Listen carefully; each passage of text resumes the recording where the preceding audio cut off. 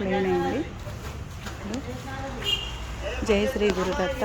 గుడి నిర్మాణం కోసము ఉన్న ఇంటిని కడగొట్టేసాము. అంటే పురాతనమైనటువంటి ఇల్లు అన్నమాట.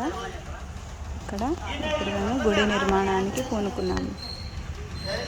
సంకల్పం గట్టిది. స్వామివారు మమ్మల్ని కరుణించారు. అంత సులభంగా దత్తాత్రేయుడు ప్రసన్నం కాడు. కానీ నా విషయంలో మాత్రము అది తప్పు అనిపించింది. స్వామివారు మనం గట్టిగా పూర్తి నమ్మకంతో మనము విశ్వాసంతో అతని పాదాలు పట్టుకున్నామంటే ఏది కూడా కాదు లేదు అనేది ఏది ఉండదు. అనుకున్నవన్నీ ఇస్తాడు. ఎవరైనా చాలామంది అన్నారు, దేవుడు అట్లా ఊరికే రాడమ్మా, ఆయనకి ఇష్టమైతేనే వస్తాడు, ఆయనకి ఇష్టం లేకుంటే ఏ పని జరగదు అని అన్నారు. గురుచరిత్ర పారాయణం చేయండి, మీ సంకల్పము గట్టిదైతే కనుక నెరవేరుతుంది అని అన్నారు. గురుచరిత్ర స్టార్ట్ చేసుకున్నాము. కొందరు జపం చేయండమ్మా, జపం చేస్తే స్వామివారు ప్రసన్నమవుతారు అన్నారు. జపం కూడా ఆచరించినాము. కురువపురంలో జపం ఆచరించినాము.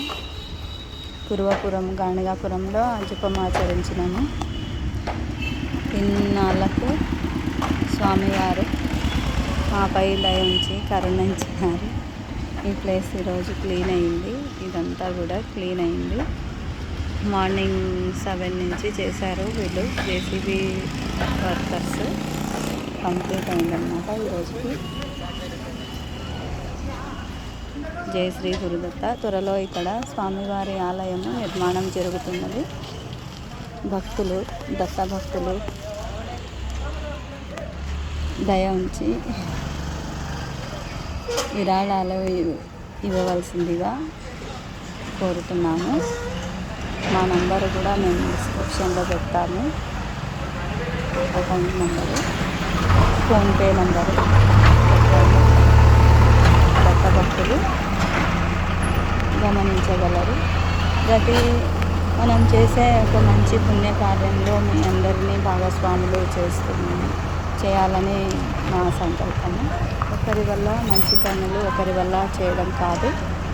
అందరూ తలా ఒక చేయి వేస్తే ఇది సులభంగా అయిపోతుంది. కాబట్టి దత్త భక్తులు అందరూ కూడా మాకు సహకరించగలరు.